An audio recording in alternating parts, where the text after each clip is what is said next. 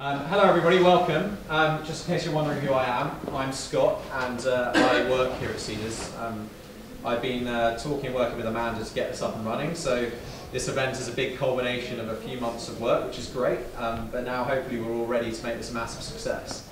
And I thought I'd stand up, at least at the start, to just kind of talk to you a little bit about what investing on the platform means. And then right at the end, I'll just open up the floor to a few quick questions in case anyone's wondering what it might mean. In case, of course, you are thinking of visiting this page and investing in iContract. So yeah, essentially, we at Seedrs, we were co-founded by lawyers as kind of a way to make crowdfunding easy and administratively easy. Because previously, the problem with crowdfunding is if you have hundreds of investors, then all putting them under kind of B shares or all on the cap table in a company is incredibly arduous.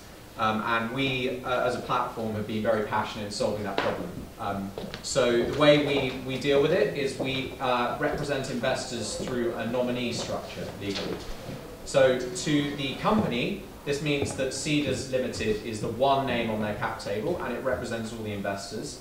To the investors, it means that whether you invest £10 or £100,000, you still have the same amount of protection under the nominee as a collective bunch of people, which means that, you know, if you invest a little amount, you are not screwed over, basically, in the case of potential problems with the company, because you know you're being well represented by our nominee structure. Now, our nominee structure is separate from Seedrs. It's its entity on its own, and it will make sure that in event of things like another round being raised, you're entitled to the preemption rights that most investors will be entitled to on an institutional basis. Another example is if the company exits, and we all say hooray, great news, you make sure that you retain your rights to basically cash out on the exit, because we have dragon tag rights in the business as well. And then we also make sure that the company is not trying to do anything underhand, which I'm of course sure that won't happen in this case. But yeah, I just wanted to kind of, at the start of this talk, just answer any questions that any of you may have about what investing on the platform means, just in case you were wondering, is it not? It's okay? I mean, there's no volume. It's on. Yeah, it is on. Yeah. Continue. Okay, we're all good. So yes, does anyone have any questions immediately? No, not at the moment? One question. Okay, just, go. So I think a lot of people here are contractors who are running through their own limited company. So I received some questions and asking whether they invest under their individual or invest under their limited company. So if you are thinking about investing on a limited company, you can. The only difference that you need to know are, obviously, companies are not eligible for the tax benefits that are key in this campaign. You'll notice that this has the lovely EIS brand, which I should do a little explaining about in case anybody doesn't realise what this means, because it is important for you as an investor. EIS tax benefits basically mean that you will get a 30% tax break. Basically, you can receive up to 30% of your investment back from the government in 3 years' time if the investment fails. And if the investment succeeds, you're exempt from capital gains tax. So this is a procedure brought in by the government, actually Cameron's government, in about 2011, designed to put together a scheme that encourages people to invest in startups at an early stage. And this will hopefully make it a much more attractive proposition to you, because it limits the downside and increases the upside potential as well. So that is relevant. And sorry, I went off on a tangent there, but the essential basis for companies, if you want to invest on the company, you're welcome to. Our platform does facilitate that. You would just not be eligible for the tax benefits. Any more questions? Yes? What form does the company take? Is it a private limited company? Yes, so all campaigns on Seedrs, and this is not just iContract, will be private companies. We do sometimes do public listed companies, but I guess for sake of a really technical point, it's probably important to kind of understand that, yeah, the vast majority of companies are private limited, and this is the only place you can buy shares in the company on a normal marketplace. Anything else? There we go, of course again, yeah. And the amount that you want to raise, does that amount to 100% of the shareholding, or are there other shareholders of that? Yes, so I should do a bit of explaining on this as well. Now we've got the visual stuff as well. Essentially, this works as such. The video, this is here. I think we're gonna show this later. It's very good. Look forward to that one. I did see that yesterday. I got a sneak preview. This section. So £300,000 is the amount of money that the company seeks to raise. If they do not reach that total, then the funds are all returned to all you investors, and the investment doesn't go through. So it is, your investment is contingent on the funds being raised to do what they are saying they can do in the idea and market section. This bar is the percentage raised, so if it was 150,000 raised, say, it would be up to 50% and vice versa. It can go over 100%, this is quite crucial. So you can overfund a business as well. So if they do very well and manage to get £400,000 worth of investment, it will go into overfunding, and you can all invest for under that as long as they accept the investment. The equity. So 9.09% is the amount of equity that they are offering for the £300,000 investment. That is the valuation of the business, the pre-money valuation at the bottom, roughly 3 million. Well, 3 million for all intents and purposes. And yeah, one lucky investor has come in for £51 already. So the first investor is already in. Yeah, we can have a round of applause for that. And yeah, that shows how much money is already in the campaign as well. And yes, so in order to answer your question on equity, they are offering 9% equity for this. If they go into overfunding, that equity percentage will increase because the shares are obviously being sold for a very specific value. And yes, that value is calculated by the amount of shares divided by the valuation, essentially. So yes, hopefully that shows you what this is. And I should note, obviously this campaign is going live to the public very soon. You guys are in a very, very nice. Oh, one second. I'll come to you in a second. Sorry, I realised. Who's done the valuation and how to calculate it? So the valuation is done by the company. iContract do the valuation. We at Seedrs will give our opinion, and obviously, you know, every campaign that we let up, we think the valuation is fair because of one reason or another. I know in this case that they have investors previously invested on that valuation, so you know that that valuation has been validated by other investors. But yeah, if you have any questions about that, it's best to ask Amanda and the iContract team, because they're the ones that can answer that better. Yes. How long is the campaign going to be run? So the campaign, good question. The campaign is up for 60 days as soon as they go live to the public. So that's 60 days, you know, they can take the campaign down beforehand. If it goes really well, then hopefully, you know, we have had campaigns wrap up in a day. You know, that would be absolutely stunning. But also, you know, we give 60 days to reach the full total. And it depends how quickly they reach the total as well. If you have any more questions as well, I don't want to hold up proceedings too much further. But if you have any more questions, please contact Amanda via me. If you'd like to write my email address down, which I'm happy to answer questions on, it's scott.simpkin@seedrs.com. And yes, like I said, anyone from the team can provide that email address because I'm getting in contact with them. Anyway, I shall hand over to, I think it's Chris now? Yeah. Oh, great. Well, I'll hand over, and yes, please let me know if you have any questions by email. Thank you. Thank you. Thanks, Scott. Testing. So, my name's Paul Francisci. I'm one of the founders of iContract, and first of all, I'd like to thank everybody who's attended here in person, and everybody who is tuning in through the live broadcast.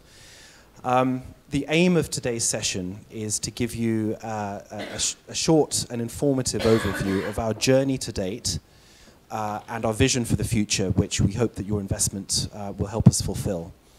As well as a short video here showing some acting skills that will make you think that actually we should stick to our day jobs. So anyway, that's coming very shortly. As Scott says, we are EIS eligible. We are actually live for funding at Seedrs /iContract, and we hope that after this session we're able to answer any questions that you have. There'll be a very informative panel presentation coming up very shortly. So I think without much further ado, we will show you this piece of acting skill. Did you know there are 162 million independent workers in the EU and US alone? 6 million in the UK. That's 20 to 30% of the working age population. And that number is growing. There are thousands of employers and recruiters like me looking for these contractors, but it's not easy to find each other. Kieran, Josh, Kieran, Josh, Kieran. But iContract solves that. Kieran, Josh. Kieran, Josh. iContract is an online platform that connects professional contractors with recruiters and employers for job matching, professional networking, and contract management. We founded iContract because we were professional contractors ourselves, and there was no platform made purely for us. So we built one. Think of iContract as a contractor-recruiter dating site with live profiling, targeted search, connections, and instant messages. With a proprietary algorithm that makes recommendations based on availability, skill set, and day rate. Since we launched in August 2017, we've already had more than 3,000 contractors and 600 recruiters and employers join us, including Adecco, Schroders, and Virgin Money. 1,400 contracts have been posted, 2,600 applications have been submitted, and 3,000 connections have been made. By mid-2018, we expect to have 15,000 users, and by early 2019, we predict that will grow to 20,000 users, with 2,000 contracts posted every month.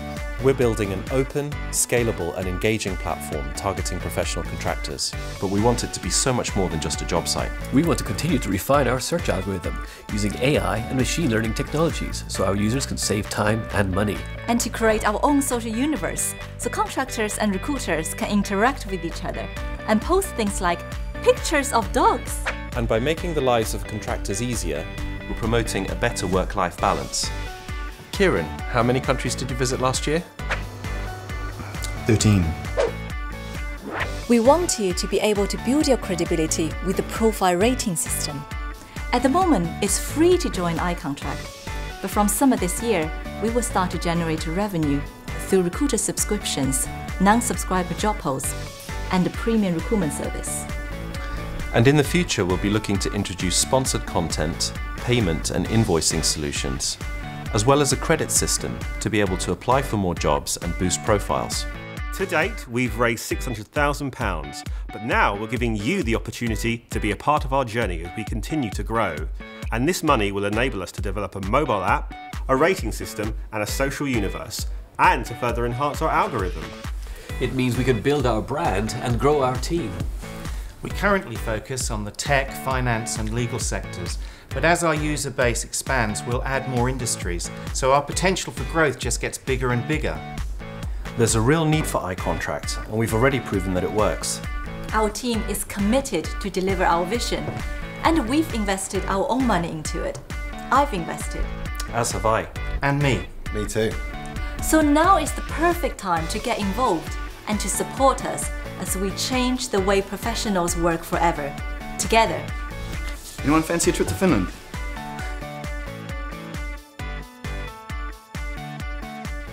So please don't judge us on our acting skills. What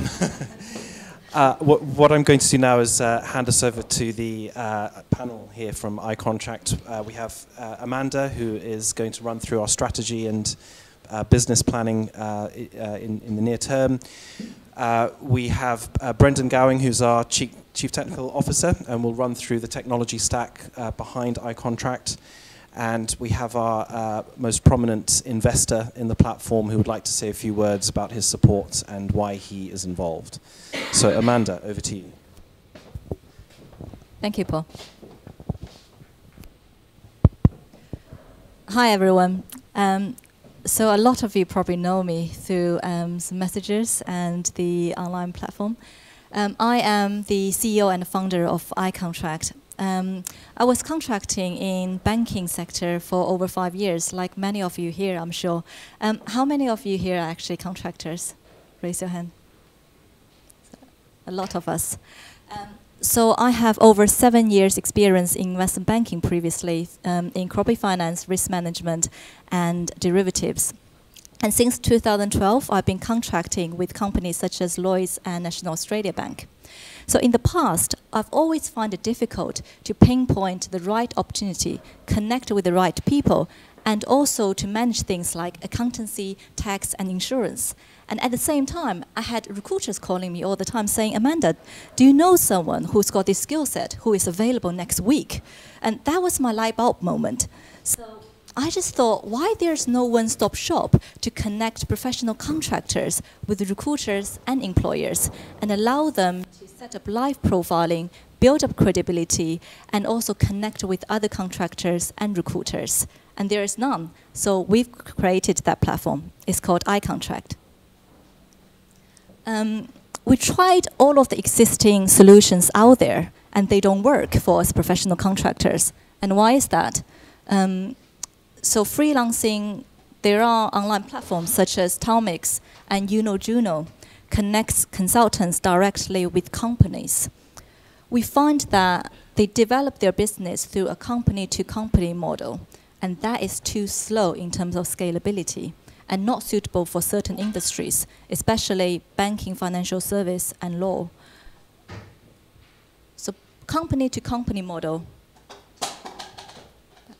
The company-to-company model made it difficult for these platforms to scale up and to bypass this cold start issue.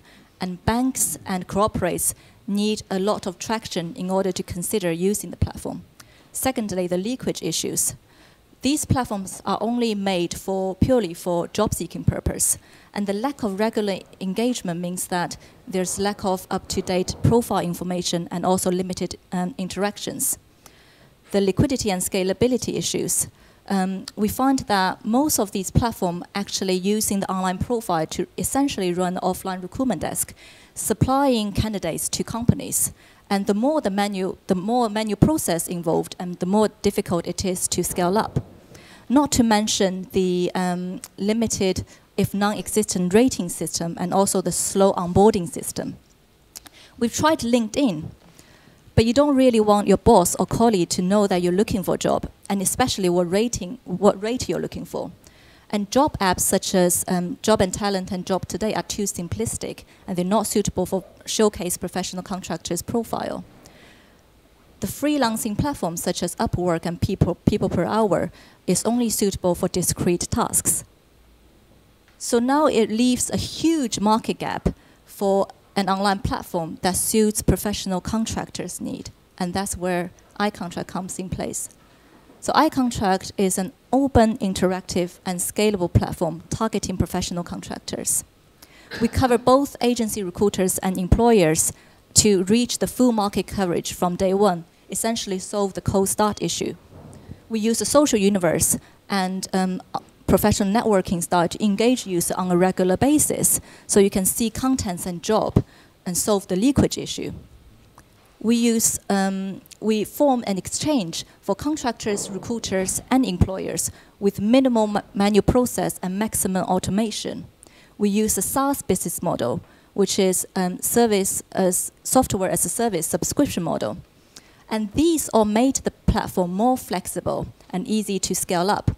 And furthermore, we implemented an easy user sign-up process. So you can sign up within a minute, and you can access contents and jobs straight away. And we encourage users to fill in more information and interact more in order to achieve more benefits from the platform, so that the more you put in, the more you get out. And on top of that, we also designed an effective rating system, so that you can invite your peers and boss to provide a rating, and only to showcase this rating at your own control, so to build up your credibility. And there's no marketplace or existing online recruitment solutions that solved cold start, scalability, engagement, and quality issues. So what is iContract? iContract connects professional contractors with recruiters and employers for job matching, professional networking, and contract management.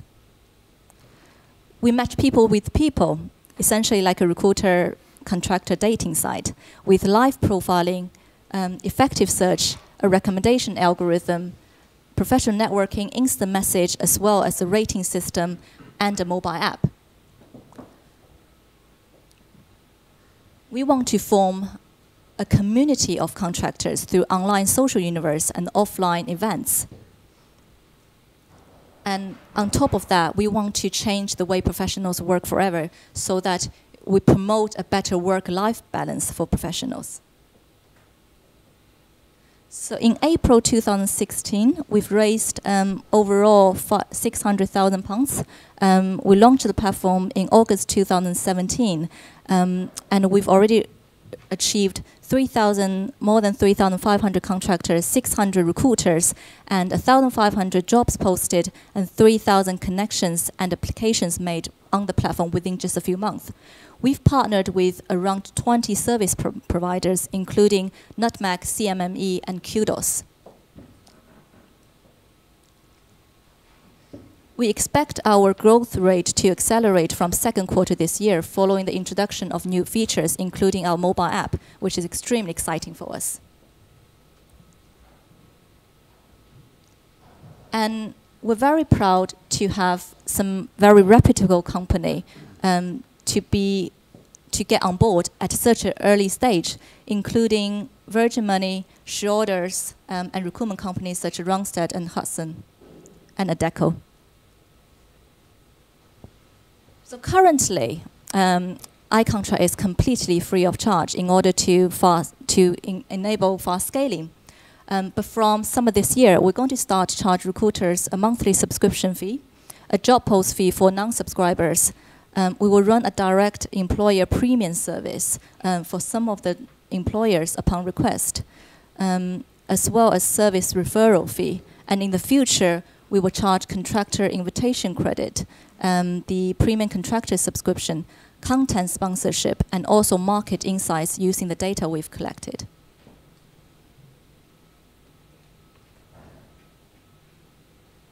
So now for us, the most important thing is to scale up the platform and to become this go-to place for contractors, and the revenue will just follow. So you may ask how to scale up the platform. So we have a platform built-in referral system, which means that you can refer a friend to obtain free credits that can be used for job posts and job boosting, profile boosting, as well as additional applications and invitations above your daily limit. You can invite contacts through Facebook, LinkedIn, and Gmail, and we also will implement a WhatsApp referral through our upcoming mobile app. We use social media content marketing. We have an iContract blog sitting at blog.icontract.co.uk to provide market insights to contractors. We also have a LinkedIn, Facebook, and Twitter account. So if you haven't already, then follow us on LinkedIn, Facebook, and Twitter. We use Google AdWords, SEO, PR outreach, offline events, and partnership cross-marketing. So now you may say, it looks very attractive in the long run, but how are you going to safeguard my investment in the short term and make sure that you're going to be profit-driven? So since we launched the platform, we had an average of 150 contractors per week with minimal marketing budget at the moment. So we think from April this year, we're going to start to use this round of funding, and we can increase this number to 300 contractors per week. That means we can reach about 20,000 contractors by end of March 2019. And that is based on that we're going to triple the marketing budget from April and also adding on one extra marketing person. We predict that the recruiter number is going to increase by 30 recruiters per week. That's based on 3 salespeople, each targeting 10 recruiters per week. And that's the KPI we've achieved since launch, and we're very comfortable in maintaining. Furthermore, we will start to charge, as I just mentioned, from September 2018. So we project that 10% of the recruiter is going to subscribe on a conservative basis.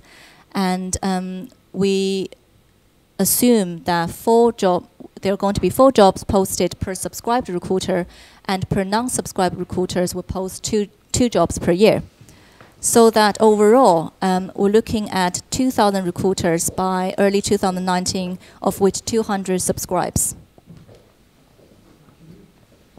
So based on that, and also our pricing policy, we're going to charge £87 per seat on the monthly subscription fee, £50 per job post to start with, and also a premium recruitment service, which is 5% based on success. And based on the pricing and also the previous projected growth, we project that we're going to break even from November 2018, and we're going to start generate profit. So basically, using this round of funding, we can generate sufficient revenue to cover our costs.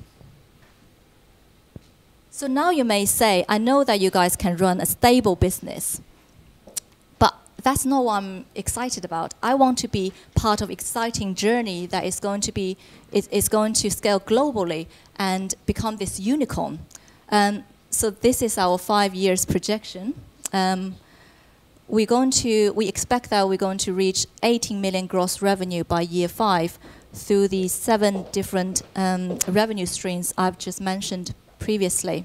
And that excludes the credit system for additional applications above daily limit, the data analytical product, and raise further VC fund to accelerate growth and also international expansions.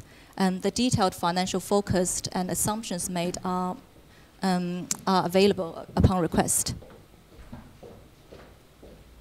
So now, based on this projection, we are projecting a potential exit value of 100 million in year 5, using an EBITDA of 10 times and applying a 30% discount to factor in early startup risks. This implying an IRR of 100% and a return on investment of 30 times. And that means every single pound that you've put in potentially will provide you a return of 30 pounds, and hopefully more if we're going to go international expansion, also using further VC round to accelerate our growth, which we fully intend to do. So now we are seeking equity investment on a pre-money valuation of 3 million, and the majority of proceed will go to product development, and the rest on sales and marketing, and 10% on management compensation. So lastly, let me introduce the team. So Brendan is our CTO, who has PhD in distributed computing system from Trinity College. He has a long history of working with startups and helping companies to grow. He's exited 2 companies previously, one to Intel and the other one to Springer. We have our sales director, Colin, who has over 20 years in-depth sales experience from setting up new sales team and expansion. And our CEO, Paul Francisci, who sits over here, has over 17 years investment banking and legal experience, and previously Lehman Brothers and Neuberger Berman. We also have our advisory board and investor. So Ed Bartels, who is our non-executive director, has over 20 years investment banking and legal experience, and previously a non-executive director in Neuberger Berman. Covey Ranger, who was Boris's strategic advisor, and his proudest projects are the Oyster Card and also the Silicon Valley roundabout, just around the corner. And also our anchor Angel Investor Oscar has over 20 years public equity investment experience, and previously a senior partner at the Children's Investment Fund. So now we've built a great product, and we've proved there's a need for iContract. We'd like you to join our journey as we change the way professionals work forever. Thanks very much, Amanda. So I'm going to hand over now to Brendan, who's going to give everybody an overview of the technical specs behind the platform. Great, thank you, Paul. So hi, I'm Brendan, CTO at iContract, and I've been asked to talk about technology. Now I wanted to give a talk about all sorts of wonderful things like microservices and programming languages and your message queues and stuff, and everybody on the team, thank you, said no, and shouted at me a little bit and said, no, talk about stuff that people can understand or something. Now I saw a few contractors over here. I'm presuming 1 or 2 are tech people? No? Yes, okay, yeah. So what we have is a presentation about sort of features and products more so than the actual real cool stuff. This complements the talk we just had, which is about money and profits, and you know that stuff has its place, but really the technology is where it's happening. So this is going to be a talk about what we've done so far, because we're great, what we're currently working on, because we remain great, and what we're going to do as we get greater. So, done stuff. Well, typically, I'm giving a quick nod over to my remote control over there, who's called Chris. So if you think I'm having a little bit of a twitch or fit thing, just don't worry about it. It's fine. It's fine. So what a startup normally does is has an MVP, so minimum viable product. In our case, I would say it's not minimum. It is more of a I did not. What? No. Go back. Sorry, remote control malfunction. So what we've done is actually launch a viable product, and viable meaning that it works. It's ready. There's probably a proper definition for the word in the dictionary. Now, why do I say that? It's because we have two different types of users who are able to sign up, sign on, do stuff on the platform. So we support contractors, recruiters, and in turn, internal recruitment, so employers as well. But they can sign up, as I said, they have accounts, they have profiles, they can build out their system. So quite good. What we also have, quite key to what we're trying to achieve as a platform, is the ability for recruiters to post contracts, and of course for contractors to apply for them. And there's a whole process behind that. Now, we saw some of that appearing in the slides earlier, but yeah, it's there, it's nice, it works. And finally, the third part of what makes this not minimal is that we have connections and messages. So there's the foundation there of a community of sorts, and people can, chat, and which is very nice. So we have a few other little things as well, but this is key. This is core of what we're doing. And I'll break down some of it later, but this is really, really important that we are out there, and this is a product that's out there, it's working, it's functioning, and it's growing on a daily basis. So, it's delivered, okay? Now, moving on, what are we doing now if it's so delivered? Brendan, go explain yourself. So, what we're doing is mobile app. Now, this is an MVP at the moment. It's not live just yet, but we will be launching it with less features than we would like. So there might be a reference to mobile again in the coming section. But let's see. What we've also done is Boolean search. So this is a standard feature of most job boards, recruitment sites, everything out there. You can use ands, ors, nots, and get quite specific when you're searching for something.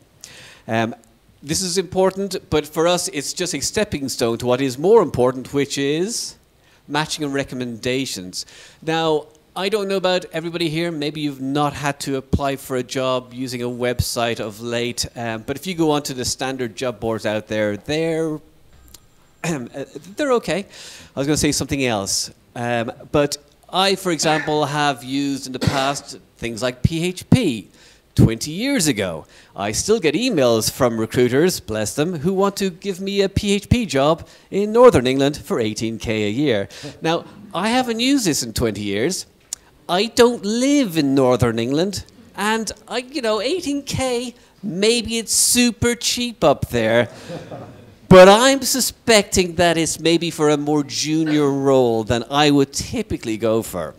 Now, that's fine, but you have to acknowledge it's rubbish as well, because there's a lot of contractors out there who now hate recruiters for being so rude as to suggest that they'd work for a minimum wage or less in a weird part of the country. Not saying Northern England is too weird, but it's a little bit weird. So matching and recommendations is key, and we've spent a bunch of time. We have a proprietary algorithm, and it works well, and we want to make it better. So we're working on making it better now. We're looking at stuff like how we manage skills, how we compare skills with experience, and it's all top secret. But if you come to me afterwards, I will reveal all those secrets for cash. Finally, what we're currently working on is scaling out and design refresh. So we're giving the site a little bit of love and a design refresh, but we're also scaling out. So we know that we're going to expand. We can see our expansion. We can see our users. We're getting bigger. We have to make sure that any weaknesses in our site, we want to address them now before it becomes a problem later. Now, they do say that having these problems is a good sign, but we don't want to have these problems. So we're working on that stuff, and it's great. So what's coming? What is exciting to me that makes me want to stand up here and pretend I can present to people?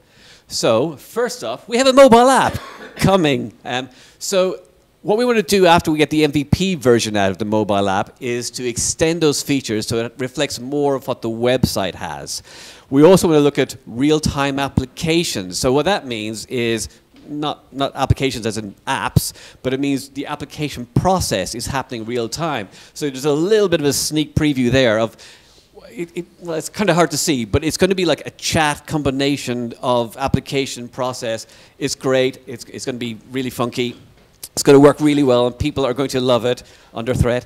And we're also going to have push notifications emphasizing the whole real-time nature, because when you're a contractor, you're shifting around jobs when you want to, when you can, and you want to get data. You want to get in ahead of some guy you're in competition with, or some person who is just going to maybe pip you at the post, which is the excuse the recruiter will give you.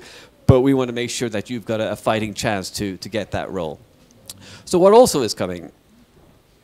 Ratings. So this is important in many regards because it's very challenging for people not in the know. Recruiters, employers, hiring managers may not actually know exactly how to rate a person. Now me, I've done a lot of recruitment over the years, and I struggle really to rate a person without doing some deep diving technical questions, without seeing how they react to me throwing stuff at them in the interview, which works quite well as an interview technique. So insight and visibility, how do you raise up how good somebody is? They may know that they're awesome and that they're fantastic. We don't know. They've got some key words on their CV, but are they any good at those?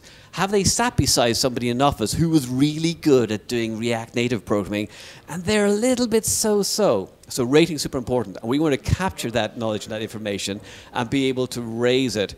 So yes, we are sort of rating, well, we're getting people to rate each other, but also from a contractor's perspective, it's good because it improves your personal brand. And that's what you are doing as a contractor, is you're a brand, you're selling your skill set. So let's go and give you an opportunity to actually sell yourself better, which means more cash.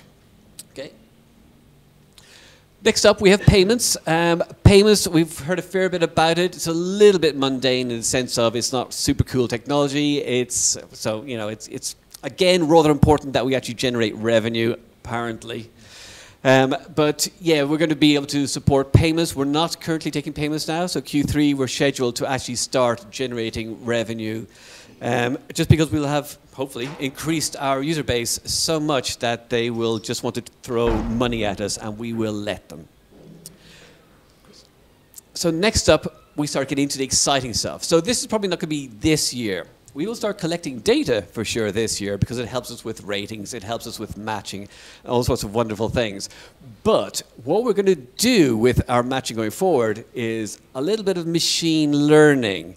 Now, machine learning is great, but it is very, very good at finding patterns and finding matches within data sets. And we have data, and yes, it's data about people, but we need to actually be able to extract how those people will actually be able to match up and how they connect. And we're going to be using some machine learning algorithms, experimenting with them later in the year, but to see what we can actually get and what advantages we can get out of it. Separately, natural language processing, as opposed to neuro-linguistic programming, which is made up. NLP and sentiment analysis, so we deal with people's CVs, we deal with their profiles, we deal with them describing themselves. And also they're describing other things. They're describing jobs and places they've worked and how they've worked. So what have they actually said? Are there key things in there that we can extract using sentiment analysis, using NLP? And we think that's important because we will be doing other things where people are writing and communicating on the platform. So this is a key feed for how we can identify people attitudinally and their sort of approach. let's see how that works out, but I'm quite keen on that.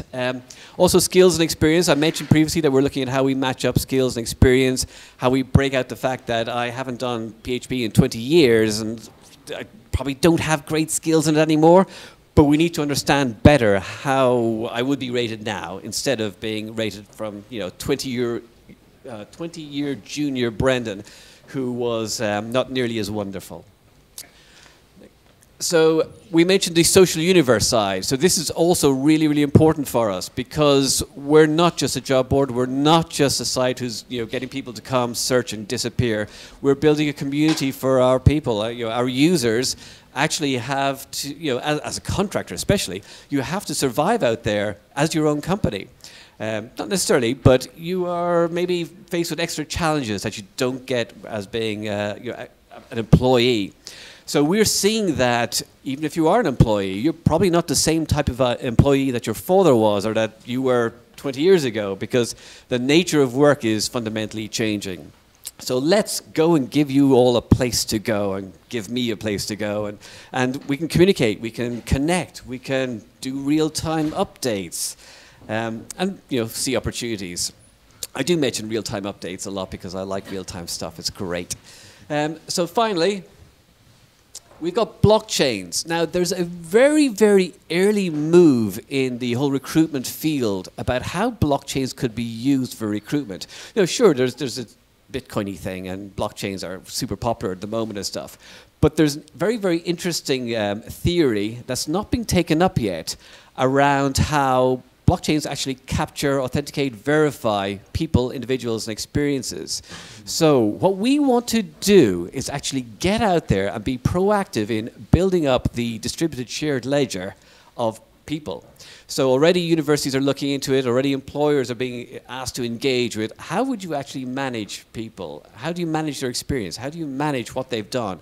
So one big cost for recruitment, recruiters or employers, is actually checking somebody out, validating their educational process, their educational certifications, their previous works. It's actually quite expensive, and there are some companies making very good money investigating people. If you are captured in a blockchain, it's a distributed ledger. It is a mechanism where instantly you have already pre-validated yourself and there is no necessary need for you to go out and go approach previous people. You might have had an employer who hated you. You showed up late that one time, last Tuesday, and they now hate you, they fired you, and you have no way of actually demonstrating that you worked there and you worked well without going back and groveling to them a bit. But blockchain is certainly something that we want to be involved in purely for the benefits of it, almost societal benefits. And that's my up-and-coming section done. So what's next? What's next is expanding the team. So we have a small team at the moment. There are 3 of us in the tech department. We're rarely let out, to be fair, because we're embarrassing. But there are 3 of us, and we have a bit of a skills gap when it comes to some of the things we want to do, and there's not enough of us. And that's what we need to be doing going forward as well from a team level of filling that out. So, okay, that's my bit done. I hope it wasn't too boring. And I shall now hand back to Paul. But thank you for listening. Thanks very much. No, far from it. And I hope after this evening we can get you that expanded team. That's the plan. So now a few words from Oscar, who is our lead angel investor and will provide some background as to his investment. Thank you, Oscar. Thanks, Paul. My name is Oscar Veldhuijzen. I am the seed or cornerstone investor. I don't know what it's called, but the vast majority of the funding has come from me. Just a bit of background. I've been a professional or institutional investor for the last 20 years, of which the last 13 years with the Children's Investment Fund. It's one of the actually most aggressive and successful hedge funds in London, with $20 billion of assets under management, taking sizable positions in large companies. And one of the things we did there was invest in very few companies whilst reviewing loads of companies. So I spent my last 13 years looking at thousands of companies, of which a few were attractive enough. And I've decided to put substantial money to work in iContract because I believe this is an outstanding business. Just to go through the main aspects, I don't want to bore you. You know, it's late, you're probably hungry as well.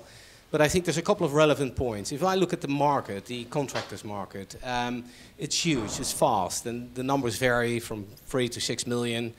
But it's growing, and it's growing because the relationship between employees and employers is changing. People are less loyal, and contractors want more freedom in terms of where and when they work. So this is, irrespective of the tax environment, a very interesting market which tends to grow, and not just in the UK, but there are large markets in Germany and the United States. But let's just stay here in the UK for the time being.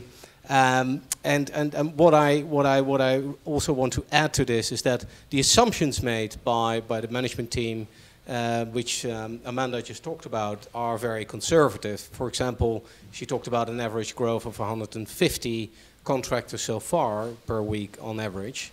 Well, currently it's picking up. These things are never linear. The very first moment when you launch, you have no contractors, you have no jobs, is extremely difficult, which went against all expectations extremely well.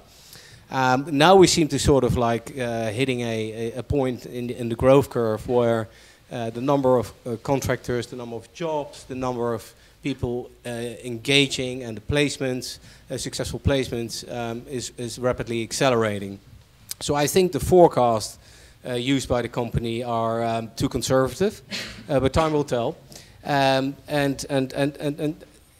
What struck me as being very attractive about this business came from something very simple. If I don't understand it, what the simple need or objective is of this company, or where there's no clear opportunity to disrupt, I stay clear. But what I love about this is that I myself and the people here at iContract had experiences which are very applicable in terms of, you know, a working iContract. For example, when we started, or when they started iContract, because I was just a passive investor, not being involved from an operational point of view, it was extremely hard to find professional and qualified IT developers. So that was a struggle, despite the fact that we hired recruiters and we got some good references, but we went wrong in the very beginning, and that has been corrected in the last couple of years. Myself, when I invested, I couldn't find proper lawyers when it came to investments. Often I used very expensive lawyers in different parts of the world. You know, it was basically shooting in the dark because there was no qualification or any feedback. So even if you go to a great law firm, you could end up with the wrong person. And then thirdly, when it comes to, for example, tax advice, I had people misadvising me, not understanding the situation here very well, being a foreigner, being originally from the Netherlands, which was also a disaster. So what I wanted and what I couldn't find was simply qualified people. Because when you hire a contractor, you end up paying between 500 and £1,000 a day, which is not little. And there are people out there who can do the job. But right now, if I don't have any understanding about programming and I'm looking for a qualified IT developer, I just simply can't find it. And that's what I'm looking for. And that's why I'm so excited about this opportunity. So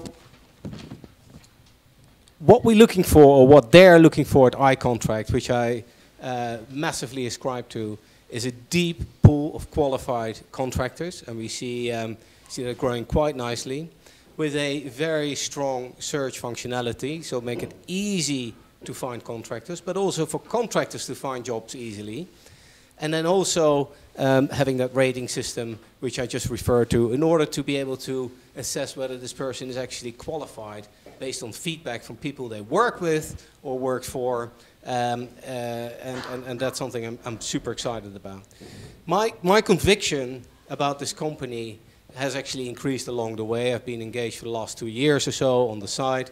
I just retired from my job, so I actually have a little bit more time, but before I was just busy investing. And I think this business has phenomenal opportunity, and that's been made possible also by the phenomenal management team, which has been proven very persistent, constructive and flexible. Some of the most important skills you need in order to make it, because nothing is easy, I can tell you that. So I would suggest that you join me on this journey to invest in this company, which I think is about to grow exponentially, as the most difficult bit, the starting phase, is now behind. And I'm very much looking forward to any questions later on, whether it be here in public or one-on-one. That's all fine. And I'm handing now back over to Paul. Is that right? Thanks very much, Oscar. Thank you. So I think that concludes our presentation. I think we'd like to go to a Q&A session, and we know that people online have the ability to write questions to us, and I think Chris will relay those if any come through. But over to the floor now, and if any questions, we'll do our best to answer them. Or, of course, you can talk to us afterwards. But yes, go ahead. Colin actually is going to give you a microphone.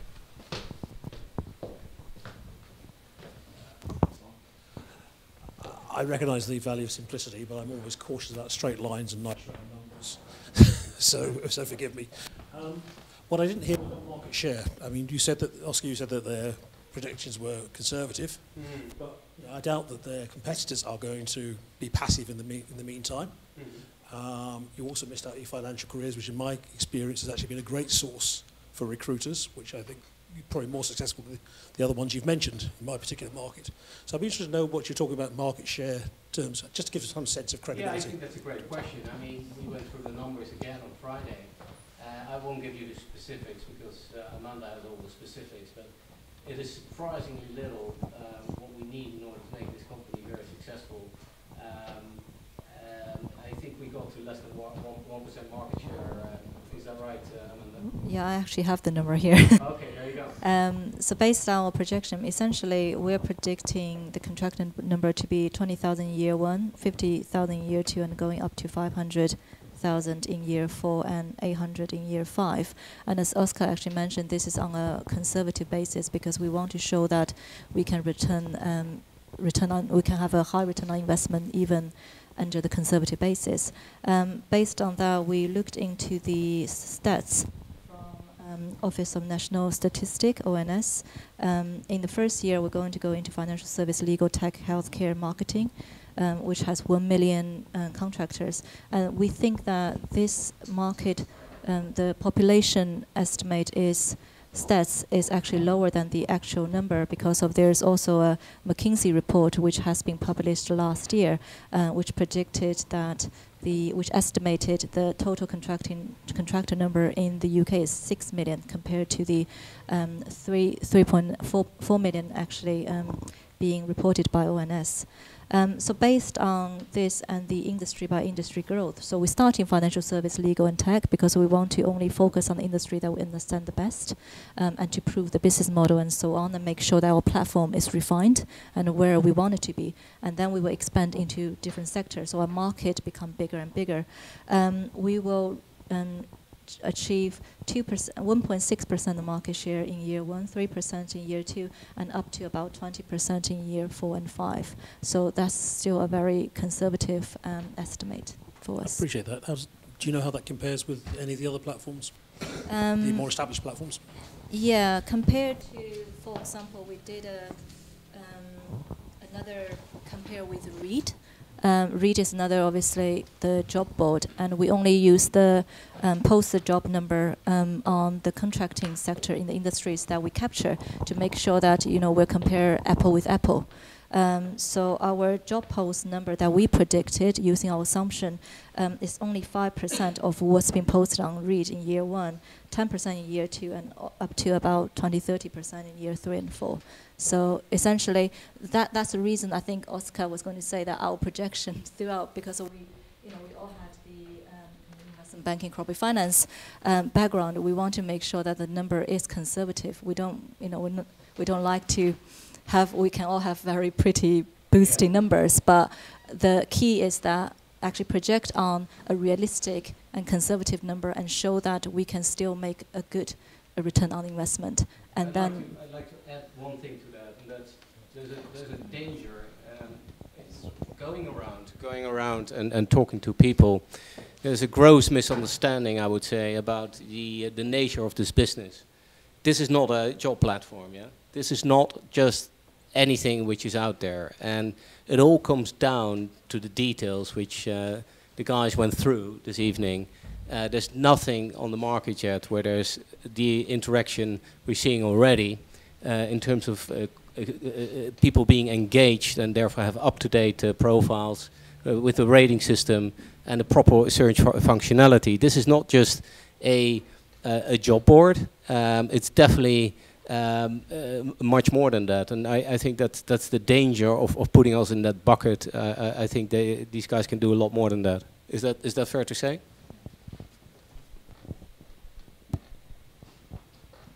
Hopefully that answers your question. Oh. It's got me started. Okay. Anyone else? I've got some very specific problems as a contractor. I don't know how many of these you address or you don't, but things like listing my availability and making sure that that's there when I need it to be and not there when I don't want it to be.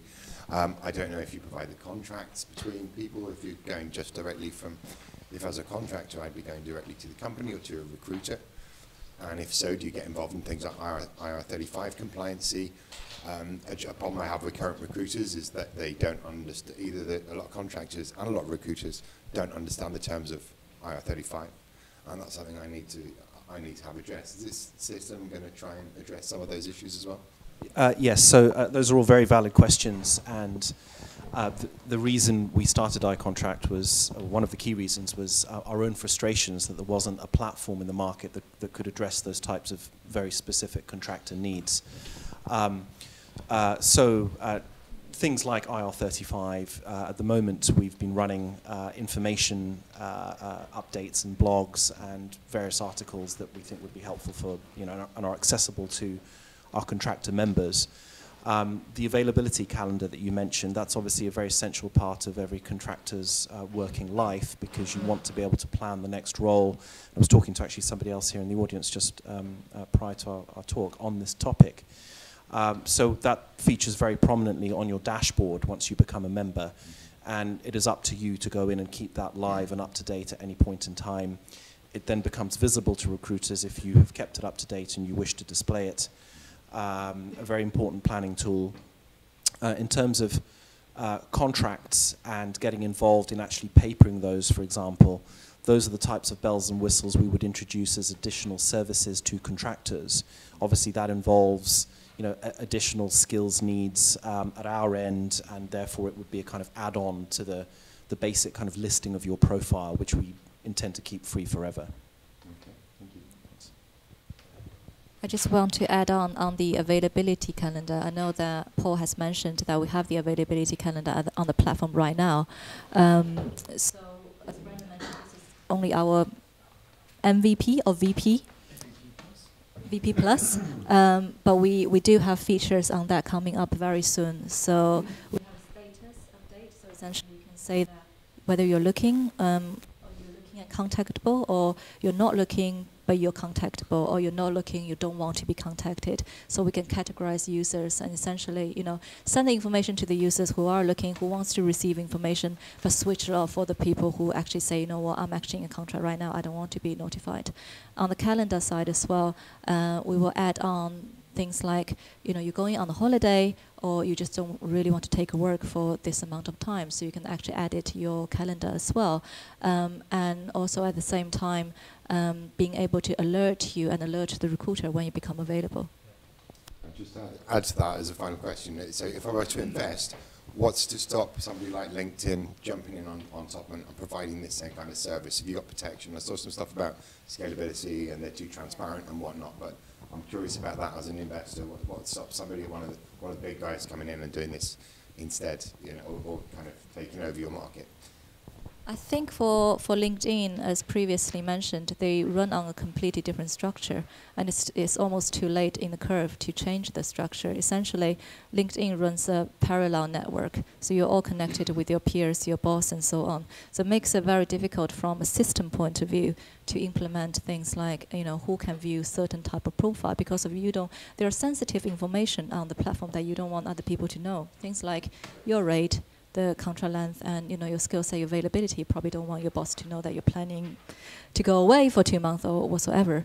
And the way that the LinkedIn is built, it's extremely difficult for them. They can't really label or categorize every single user at this moment. While iContract runs a completely different structure. So from the beginning, when you sign up, there are two sides of the platform. So either sign up as a contractor or you sign up as a recruiter, which means that we can categorize users and show different information to different type of user. So you can still connect with contractors, and you can talk to them, socialize with them, do social universe and so on. But the contractor won't be able to see the sensitive job-seeking information that you put on the platform. Thank you.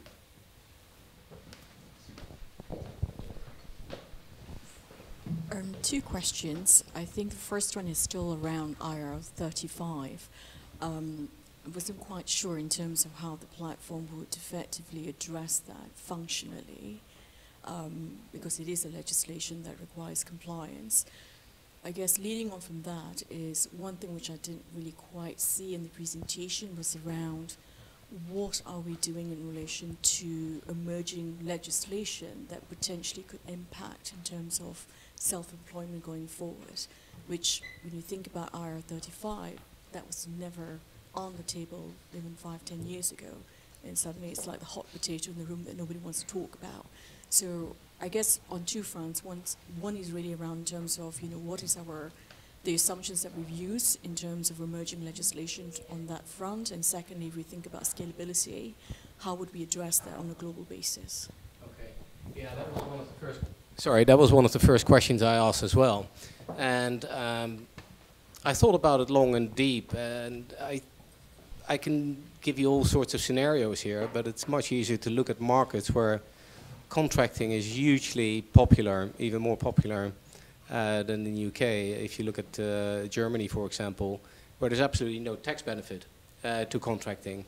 And that to me gives a very satisfying answer to your question. There is a profound and deep structural shift going on, not just for the reasons that there are financial advantages for the workers, for the contractors, but also because people want to work as a contractor. And that was actually one of my first worries when I saw this, the change in regulation. But I think we have examples out there, countries like Germany, where there's absolutely no tax benefit, where the numbers or the penetration of contractors as a percentage of the workforce is even higher. Is that correct? Yeah. So it's we did a research on both Germany and USA. In Germany, there's agency regulation, which means every single contractor has to be under agency rule. Essentially, you are actually employed by the agent. And also in the States, there's no tax benefit at all as a self-employed or contractor. And if you look at the growth rate of the contracting market in the last 5 years, both market has grown substantially.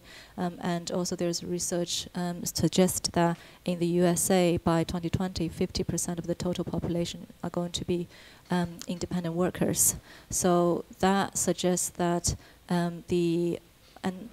there was also a McKinsey report published last year showing that I think it was 70% of the self-employed or the independent worker choose independent working because of that's their preference rather than actually being pushed into it.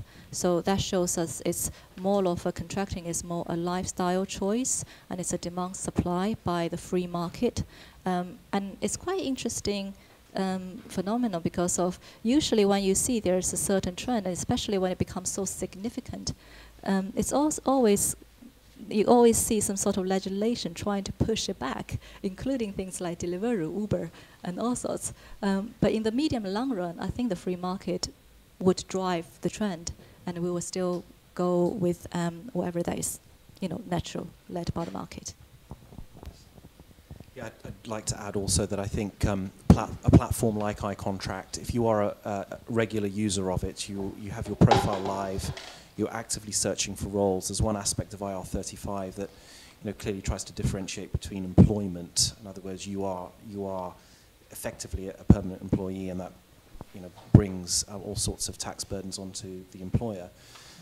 This indicates when you are a member of iContract and you are regularly using it and finding roles, it shows that you are a career contractor and that you are placing yourself firmly outside the IR35 net in that aspect, as well as the other aspects generally that the advent of this legislation and similar legislation in other countries is not preventing or slowing down the increase in the contingent workforce.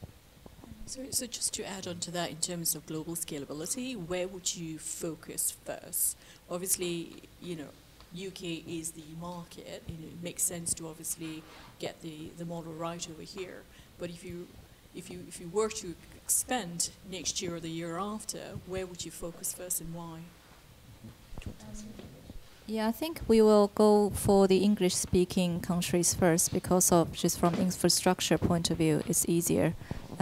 We don't, and there are huge market out there. And so, for example, so USA, Australia, and New Zealand, all of them are English-speaking. We know there are a lot of Australian people here who are contractors, and then almost 90% of them are contractors, which is a great community. And a lot of them, some of them actually connected with me on LinkedIn and ask, would I be able to actually find a contracting job before I actually land here? So we think Australia is a huge market, and then there are also, for example, in the future in Europe. So Germany is obviously a big market, and so on.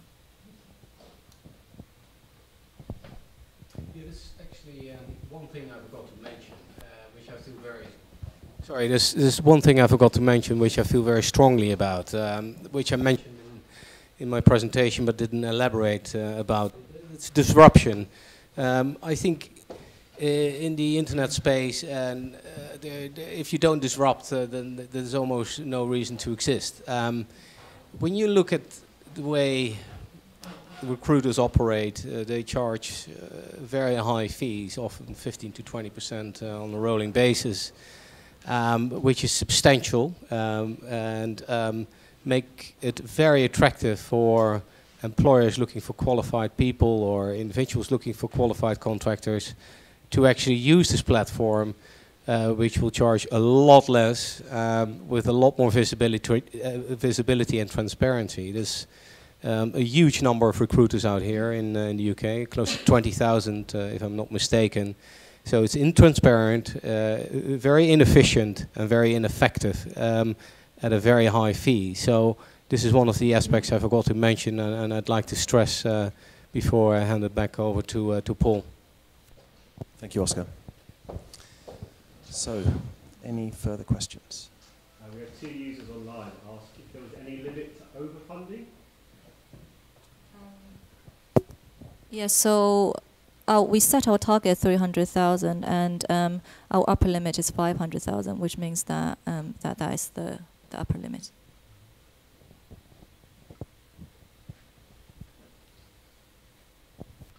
Any other questions? In my experience, platforms where whatever else, unfortunately the jobs that get advertised on there are often very poorly specified. So no matter how good your algorithm is in matching, you can end up with the wrong person going for the right job. There's a lot here talking about contracts and helping contractors. Are you even thinking about trying to help the recruiters actually get better at recruiting? Because I think that would make a huge difference. So it's unfortunate. I think it's more of a startup journey or a startup challenge. So we need contractors to get recruiters, and we need recruiters to get more jobs and get more contractors. And it's in a natural circle where at the beginning stage you have a smaller pool of contractors, and you can attract certain level of recruiters who, in some sense, in certain kind of sense that it might be more lower end of recruiters, or the recruiters who are a little bit more flexible in terms of, I want to try something because you guys are new, because I don't have much budget. And that's just the natural cycle of it. So from the business development point of view, and maybe Colin, you can add on a few words here as well. We target the recruiters who are more flexible at the beginning in order to at least reach the full market coverage. So you can have a lot of jobs rather than going through the company-to-company model, which is, as I mentioned, extremely difficult to actually scale up.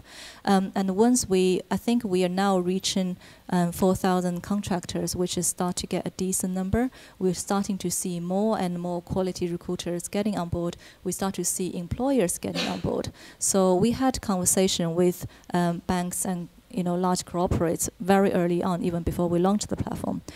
Most of them say, come back to us once you scale up a bit, you have more decent user base, and then we can talk. And now we start to see there are big companies actually joining us, including Seedrs, and they post job on the site as well. And I think it's more of a balance act. So you need to get, at the beginning when your platform is empty, no one is going to take you seriously. That's just that's the challenge of startup, and that's why a corporate job sometimes is a bit easier, because you say, we have a brand and so on already. But it's about getting the right strategy, seeing where we want to be, where we are right now, and how to build it step by step. I think if I just jump in, I think if you're talking about recruiter tools, I mean, we know that recruiters struggle to be able to comprehend some of the deep dive skills that they're being asked to recruit for. And that's fine. So what we are looking at doing is enhancing our matching by, say, looking at external sort of sources of information. Granted, coming from recruiters, coming from employers, coming from the actual contractors themselves. But if we are successfully able to see that, okay, you recruit for Sainsbury's, you pick, Sainsbury's recruits Golang developers. Okay, so we know the type of Golang developers that we've successfully placed in the past. We can now build out the tool. So our matching engine is actually telling the recruiter that the likelihood of a candidate is actually going to be higher, not because of their skill set and they're the best in the room, but because that's the type of person that Sainsbury's takes. In that case, we can actually build out how the recruiter can be more empowered to actually be able to deliver and use the platform. Because I think it's hard. There's a lot of recruiters who just aren't into what they're sort of marketing their contractors to do. They're interested in the connection. They're interested in the people, the communication, the chatting. React Native, Golang? Yeah, not so much. So I don't know if that answers some of the other part of your question, but hopefully. Could I just say, I interact with the recruiters on behalf of iContract. I've got one sitting just there, actually, who I met early on. I just wanted to say that when we started, obviously there were very few contractors and very few recruiters, so it was tough for everybody. And certainly the recruiters I'm speaking to now really want the platform to work, and are doing their very best to make sure that the contracts that are put on, the jobs that are posted, that all the fields are completed, because they know they're going to get better benefits from it. So my experience is that recruiters are embracing the platform and are starting to see results. So if that's any help. And I think one thing I want to add is on the technical side, the algorithm side. So we are having an MVP here, or VP. What we would do, the system would actually rank the job based on how your job spec being put together. So essentially, the more detail you actually put in your job spec, and the more, the better quality your description is in the future. That's something that we're going to build into our algorithm. So they're going to get ranked higher. So the recruiters is going to get ranked higher. The job is going to be listed higher, and that is coming. And we need to collect more data, and in order to achieve that. So essentially, as time goes, one is that naturally the algorithm would encourage recruiters to post more quality job and being able to put in a full description so that they can rank higher. And we're going to see less and less low quality job and low quality recruiter, because of, you don't really care about the recruiter ranked at the bottom of the page. You just want to see the top ones.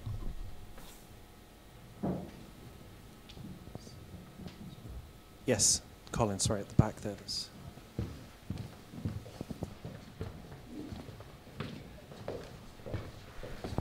Thank you. So like for sure, amazing idea. Like this is something which I'm looking for because it's really paid, I guess, for both sides. Like personally, like I've been working with startups for like many years, different teams, mainly working like on development side. I would say probably, you know, I've been seeing companies doing like Deliveroo at the beginning, but 1 year after they're actually their competitor for Uber or something else. And I would say the most important is a team, which is actually delivering something. So I guess like in your case, you've been doing this for 1.5 years, 2 years, from 2016. Delivering MVP, it's kind of long. So question is, why it took you so long, and then how you address this in future, and then how you're spending actually this money next year to make sure that, you know, actually you're delivering a product and you're testing it and you're kind of moving fast as like a startup and so on. So if you remember from my slides, I had a little line drawn through the M because it wasn't minimal. But yes, typically you would build something quite quick, you'd get it out. I think the viability for this product was not going to be satisfied by something minimal, because you needed to be able to satisfy two different actors in the system. So you've got two different types of users coming in. They need to be, I guess, seeing something that is substantive enough to get them to come back. So from my perspective, we've got a bunch of features which you would not see in an MVP at all, and as a whole it makes the system just that little bit nicer. So we've been live for many months now, it's over half a year. Yeah, so I think MVP is in our past. But I'm not quite sure if you can even say that there's an average MVP out there. So in terms of time frame, I would say that given what we have, the complexity involved, the proprietary matching algorithm, that it's probably fair for a small team to deliver what they have delivered in the time given. I mean, there's more complex stuff moving forward, and that's why we're looking at expanding the team now, because we could keep going, building at the pace we're building with the current team, but I don't think it'll be ultimately satisfying for us as a management team, investors, board, and that. So yeah, does that help? So how you kind of spend this money like next year, which kind of go, and how much money you invest in technology itself or marketing? Yes, so 50%, at least 50% of the expenditure will go through tech and building the tech team, because we are a technology company, and we want to make sure that the core of our company is technology, and that's where the disruptive part actually comes from. But at the same time, obviously, it's a balanced act. We need to make sure that there are going to be contents on the platform. It's going to be useful for contractors and for recruiters, and we can generate revenue and start to be self-sufficient. So we spend 30%, around 25 to 30% on sales and marketing, and the rest on just all the others, legal, team, management, and so on.